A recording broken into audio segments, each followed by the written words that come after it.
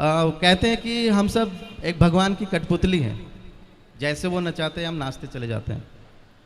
तो जो हम कर्म करते हैं, चाहे वो अच्छे कर्म कर रहे हो या बुरे कर्म करते हैं, उसमें भी भगवान की इच्छा होगी जिससे हम वो कर्म कर रहे हैं। तो जब हम कोई बुरा कर्म करते हैं तो उसका दंड हमें क्यों मिलता है सर? मेरा ये प्रश्न है सर। बहुत सुंदर प्रश्न है इनका, बड़ा गहरा है, बड़ा अच्छा सवाल है। बहुत कम लोग प्रश्न करते हैं ऐसा, आपने प्रश्न किया है, उत्तर दे रहे हैं। सारे काम भगवान करते हैं, कहते हैं ईश्वर की मर्जी के बिना पत्ता भी नहीं हिलता। तो जब सब भगवान करते हैं तो फिर पापी व्यक्ति क्यों है? बिल्कुल बिल्कुल, है ना। हमने चोरी की तो फिर हमने वो भी ईश्वर की मर्जी से की, क्योंकि सब ईश्वर की मर्जी से हो रहा है। ये सवाल है आपका। जी जी बिल्कुल। अब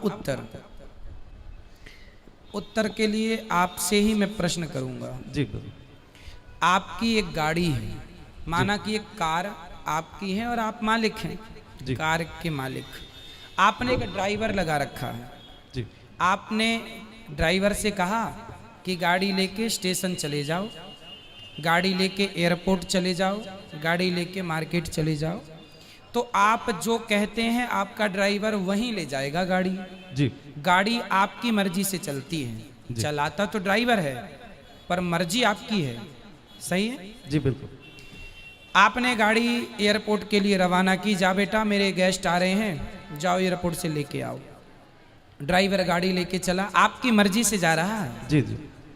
पर रास्ते में वो गाड़ी को किसी डिवाइडर से ठोक देता है, तो गाड़ी का एक्सीडेंट हो गया, गाड़ी का नुकसान हो गया, गाड़ी क्षतिग्रस्त हो गई। तो क्या ये आपकी मर्जी थी? जी नहीं। आपकी मर्जी थी कि गाड़ी एयरपोर्ट जाए, पर गाड़ी का एक्सीडेंट हो गया, गाड़ी गड्ढे में गिर गई। ये आपकी मर्जी नहीं थी, ये एक मर्जी नहीं थी, ये गलती थी। किसकी? आपकी नहीं, ड्राइवर की। हाँ या ना? जी। ड्राइवर के पास दोनों थे, एक्सीलेटर भी था और ब्रेक भी था। क्यों नहीं हिसाब से गाड़ी चलाया? क्यों डिवाइडर में ठोक दिया? आपकी गाड़ी आपकी मर्जी से चलती है, पर जब उसका नुकसान होता है तो वो आपकी मर्जी नहीं होती है ना, वो लापरवाही होती है। उसी प्रकार ये संसार भगवान की ओर से चल रहा है, मालिक भगवान है, हम लोग केवल ड्राइवर हैं। हमारे पास ईश्वर ने विवेक दे रखा है। ईश्वर की मर्जी से संसार चलता है, पर उन्होंने हमें सही गलत की सोच दे रखी है। सही गलत क्या है वो पहचान दे रखी है। अब आप गलत करें तो उसमें दोषी ईश्वर कैसे हो सकता? एक गैर मुसलमान सवाल कर रहा है तकदीर के ऊपर। अगर अल्लाह सुब्हाना व तआला अपनी तकदीर लिखता है तो हम अगर गलती करते हैं तो दोषी कौन? अल्लाह सुब्हाना व तआला। अगर मैं तकदीर में लिखा है कि हम खून करेंगे और हम आदमी का खून कर लेते तो कौन जिम्मेदार? अल्लाह ताला। आदमी को क्यों जिम्मेदार करने का? अगर तकदीर में लिखा है मैं चोरी करूंगा, मैं गलत काम करूंगा, तकदीर में लिखा है कि मैं जहन्नम में जाऊंगा तो जाऊंगा, तो किसकी गलती? मेरी क्या गलती? अल्लाह की गलती। और ये सवाल मुसलमान लोग भी सोचते हैं, और तकदीर पे ईमान रखना हर मुसलमान का फर्ज है। लेकिन हम पहले ये जान ले तकदीर किसे कहते हैं। और अक्सर हम मुसलमान भी नहीं समझ पाते तकदीर का क्या मतलब है। और ऐसा कहते वो तकदीर में लिखा है तो मैं कर दिया, कुछ भी हुआ तो तकदीर में लिखा हुआ है, मेहनत नहीं करता हूं मैं, वो तकदीर में लिखा है कि मैं गरीब रहूंगा। ये तकदीर की क्या मानी होती है? अल्लाह ताला फरमाते हैं सूरह इसरा में कि जब भी एक इंसान पैदा होता है तो उसके गर्दन के गोल में उसके पूरी आत्मकथा, उसका फ्यूचर, उसका भविष्य लिख लेता हूं मैं आपको समझाने के लिए एक मिसाल पेश करता हूं। मिसाल के तौर पे अगर एक क्लास के अंदर एक टीचर क्लास में पढ़ाता है और एग्जामिनेशन के पहले कहता है कि ये स्टूडेंट पूरे क्लास में नंबर 1 आएगा, अव्वल आएगा, ये स्टूडेंट सेकंड क्लास से पास होएगा, वो स्टूडेंट फेल हो जाएगा। मिसाल दे रहा हूं, बुरा मत लगना मेरे साथ। और एग्जामिनेशन होता है और ये स्टूडेंट फर्स्ट आता है, ये स्टूडेंट सेकंड क्लास से पास होता है और ये स्टूडेंट फेल हो जाता है। मैं आपसे ये सवाल पूछता हूं कि जो तालिब फेल हो गया, क्या वो कह सकता है कि क्योंकि टीचर ने कहा मैं फेल होऊंगा इसलिए फेल हो गया? कह सकता है? क्या नहीं? नहीं कह सकता। क्यों? टीचर अपने तजुर्बे से कह रहा है ये स्टूडेंट बहुत अच्छा है, बहुत पढ़ाई करता है इसलिए फर्स्ट आएगा, ये स्टूडेंट ठीक है सेकंड क्लास, ये स्टूडेंट पिक्चर देखता है क्लास ही नहीं अटेंड करता है इसलिए फेल होएगा। तो अपने तजुर्बे से वो भविष्य के बारे में कहता है, लेकिन वो स्टूडेंट नहीं कह सकेगा क्योंकि टीचर ने मुझे कहा मैं फेल होगा इसलिए फेल हो गया। दोषी कौन? वो खुद स्टूडेंट, तो उसने पढ़ाई नहीं किया।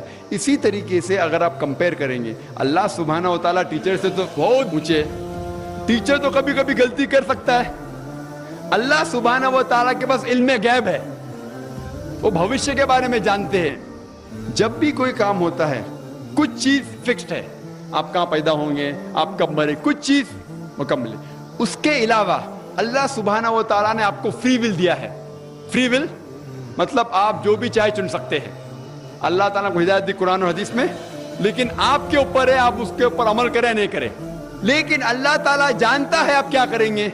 मिसाल के तौर पर आप एक रास्ते पे चल रहे हैं और एक चौराहे पे आते हैं, 4 रास्ते हैं, नंबर 1, नंबर 2, नंबर 3, नंबर 4। आप कोई भी रास्ता चुन सकते हैं, आप चुनते हैं रास्ता नंबर 3।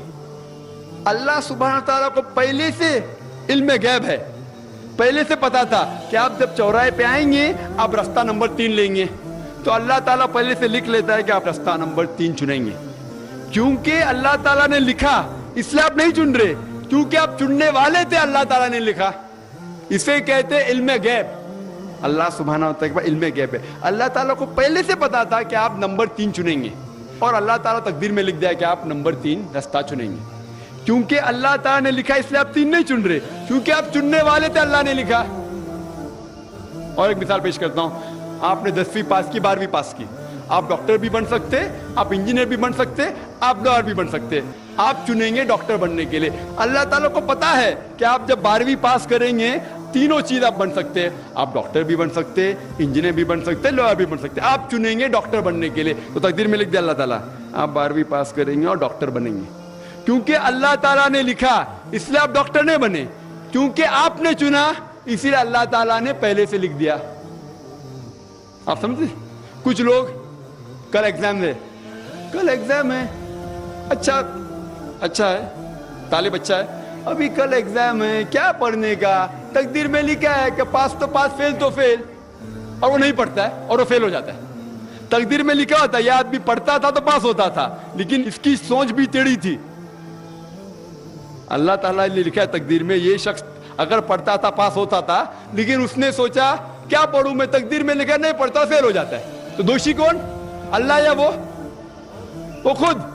तकदीर में भी लिखा है ये वो पास हो सकता था लेकिन वो नहीं पढ़ता इसलिए फेल हो गया। फिर बोलेगा देखो तकदीर को तो मैं टाल नहीं सकता हूं। इसीलिए वो कहावत है, अल्लामा इकबाल ने कहा है, खुद ही को अगर इतना बुलंद किया तकदीर के पहले खुदा अपने बंदे थे खुद पूछे बताते ही रजा क्या है। और हदीस में आता है कि दुआ तकदीर को बदल सकती है। मिसाल के तौर पे अगर आप जाते एग्जामिनेशन में और आपका पेपर अच्छा नहीं जाता और आप जानते कि आप फेल होंगे, आप घर पे आते और दुआ करते अल्लाह ताला से, या अल्लाह सुब्हानहू व तआला मैंने पेपर में अच्छा नहीं किया मुझे पास कर ले। अल्लाह ताला आपकी दुआ को कबूल कर लेता है और पास कर लेता है। तकदीर में ये लिखा है कि आपने पेपर अच्छा नहीं किए, आप फेल होने वाले रहते, लेकिन आपने दुआ की। अल्लाह ताला को ये भी पता है कि आप दुआ करने वाले के नहीं करने वाले, और तकदीर में ये भी लिखा है कि अल्लाह ताला आपकी दुआ को कबूल करेंगे। अल्लाह ताला भी जानता है अगर आप 100 साल बाद कोई शख्स दुआ करेगा वो भी जानता है अल्लाह ताला वो दुआ कबूल करेगा कि नहीं, वो भी तकदीर में लिखा हुआ है। तो इसीलिए हमें हर रोज दुआ करना चाहिए, हर वक्त दुआ करना चाहिए। दुआ तकदीर को बदल सकती, मतलब जो आपकी पहली होने वाला था उसको बदल सकती, लेकिन वो भी तकदीर में लिखा है कि आप दुआ करने वाले, और वो भी लिखा है कि अल्लाह ताला दुआ को कबूल करेंगे कि नहीं। तो तकदीर में लिखा है कि आप फेल होने वाले थे, आप घर पे आते हैं दुआ करेंगे, अल्लाह ने दुआ को कबूल किया और आप पास हो जाएंगे। तो इसीलिए हम मुसलमान को अल्लाह पे भरोसा रखना चाहिए, लेकिन अल्लाह के रसूल ने फरमाया अल्लाह पे भरोसा रखो लेकिन ऊंट को बांधो। आप नहीं कह सकते अल्लाह पे तकवा है मैं घर का दरवाजा खुला रखूंगा कोई चोर नहीं आएगा। अल्लाह के रसूल ने फरमाया अल्लाह पे भरोसा रखो लेकिन ऊंट को बांधो। तो अल्लाह पे पूरा भरोसा होना चाहिए, लेकिन आप खुद मेहनत करना चाहिए, आप खुद जिहाद करना चाहिए, आपको खुद कुरान पे अमल करना चाहिए। आप कहेंगे अभी तकदीर में लिखा हुआ है मैं चोरी करूंगा तो आप काम ही नहीं करेंगे اور چوری کریں گے اور بولیں گے تقدیر میں لکھا ہے یہ آپ کی غلطی ہے, اللہ تعالیٰ کی نہیں. تو آپ کو ہر وقت جد و جہد کرنا چاہیے اچھے کام کے لیے. قرآن کو سمجھ کے پڑھو اور عمل کرو, انشاءاللہ آپ اس دنیا اور آخرت میں کامیاب ہوں گے.